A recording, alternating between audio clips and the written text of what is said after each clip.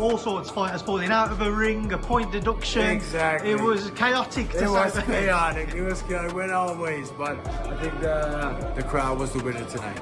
A split decision just for Deontay Wilder. If you had to score it, if you thought somebody had edged it. And, I think it was close. I think it was close. I think maybe Wilder made them something like more cleaner shots, but. It's one of those things, it's heavyweight boxing, you can get caught. I know all about getting caught. But on a whole, it was a fantastic event. Congratulations on Queensbury for putting on a major event at the O2 between two great heavyweights. I know that. Commiserations to my brother, all the team. Everyone did a fantastic job. Everyone got home, got paid, got laid, and got home in one piece. Can't say any fairer than that. Yeah, that main event, Deontay Wilder edging it on the split decision. What did you think? I thought Deontay won, but it was hard to score because the rounds were so chaotic, really. I expected the scorecard to be all over the place, which it kind of were, but I feel for Derek. It would have been an ideal way to go out, a big win against Wilder, but it doesn't always end in the fairy tale that you want it. He should be proud of himself and proud of the career that he had, because he is an icon, and whether you like it or not, of the last 20, maybe 15 or 20 years, he's one of the biggest icons in the heavyweight game, so credit to him and everything he's done. With Deontay, it wasn't the version of old Deontay Wilder, but did you see maybe an improvement? Yeah, I've seen it. Yeah, he wasn't as tentative when he was punching. He was trying to land the uppercut. He was being brave. He was being vicious in there too. So I liked what I've seen from Deontay, but Derek's always going to give anybody a hard fight just with his marauding style. Deontay left the ring and he bumped into AJ. He said to AJ, "Let's go." That fight makes sense to me. Like if people are asking who does AJ fight next, who does Wilder fight next? The AJ fight makes sense, and I think it's AJ. I mean, we've got to remember what just happened to AJ, you know what I mean? So let the guy recover properly, maybe have a little fight back to just see what it's like, and then Wilder after that, I think sounds good. 1-1 call with Derek. Do you think that's it now? Do you think that's Should be. I hope it is. He's more important things in boxing, and he's got a young family, so I hope that. The event between Derek Chisora and Deontay Wilder. Oh, it was a match. Went back and forth, back and forth. I didn't see everything, but for me, a couple of 8 counts were like, I didn't know about that, but yeah, like I said, it was entertaining to see. Obviously, I know we spoke earlier and we mentioned potentially facing the winner of this. You've got business, like we said, with Usyk, but would you entertain that Wilder fight now that he's got? Yeah, of course. Let's do the Wilder fight. We can do the AJ fight. We just spoke with Eddie Hearn. He's like, yeah, if he beats Usyk, let's do AJ afterwards. So. Yeah, it's the world is at our feet. The heavyweight division just exploded. Wilder versus Chisora turned into absolute chaos, and boxing pros can't agree on what they just witnessed. This wasn't just a fight. This was a war that has everyone questioning everything. Let's do it. Let's do it. We're ready for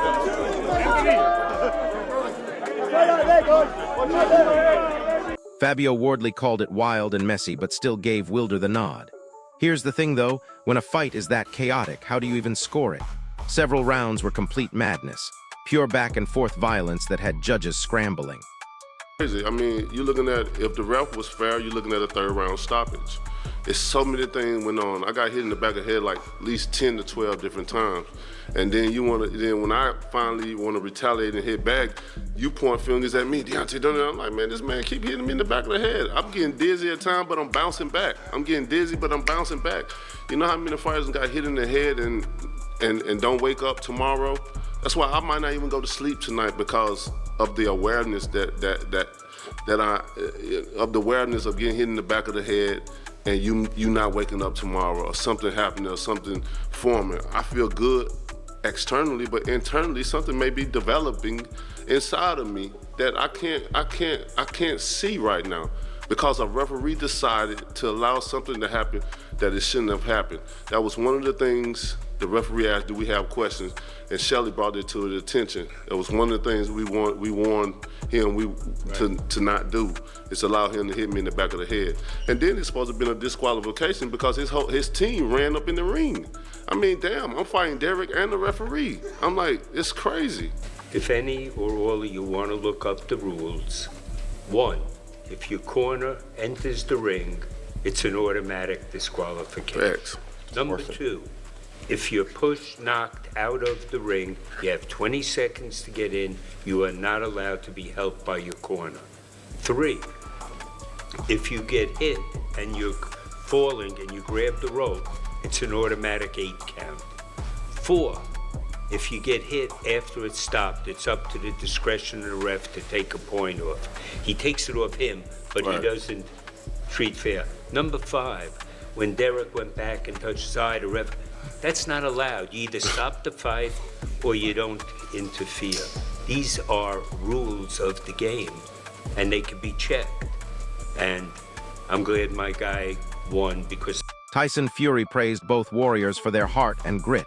But listen to this, he called it a spectacle worthy of boxing fans everywhere. That's Fury speak for this was insane, but I loved every second. The Gypsy King knows entertainment when he sees it. When he gets it, he can hit. Did you agree with the scorecards? No. Didn't agree with it. You know,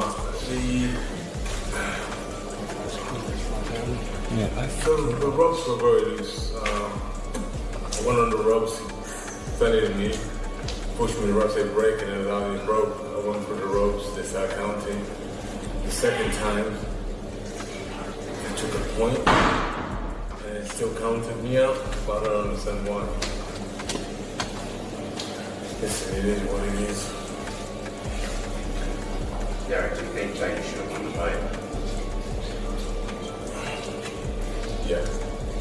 The last round, I won the last round. I don't know how you guys scored. But you scored fights a lot. Tell me. To be honest with you, I didn't score this one because I didn't think we were going to see the end of the top. I didn't even bother. Carl Frampton said something that caught my attention. He admitted the fight was extremely difficult to score because of how scrappy it got.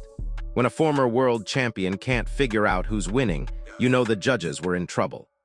And look, the men have fought everybody. As a fighter, you can only wish to fight as many credible fighters as he have done. So why not be able to retire at this point in time? You know, even in the ring, I was thinking about his retirement. And it was time that my team say, all right, this is time to push forward, put a little bit more pressure. But I held back a couple of times because when I cut his eye open, I started thinking about him being with his children. When I saw veins coming out of his temple, I started thinking about, you know, this is a dangerous sport. I felt a little sympathy for him. I even was talking to Derek, I was like, Derek, come on, bro, we need to stop this, man. We need to stop this. You know, he didn't say nothing, then I started saying it again. Come on, Derek. Then he said, you hit like a bitch. So, There is a point in the fight, and I'm seeing clips. Did you say to him, I love you? But here's where it gets interesting. Frampton immediately started talking about Joshua versus Wilder being next. He sees it as the fight that still makes huge sense. High risk, high reward, the clash fans have wanted for years. Yeah, at times I did because I wanted him to retire well, but with the aggressiveness and different things that I did in the ring, I'm definitely back, baby. I can only get better and better and better as I heal. So here we come.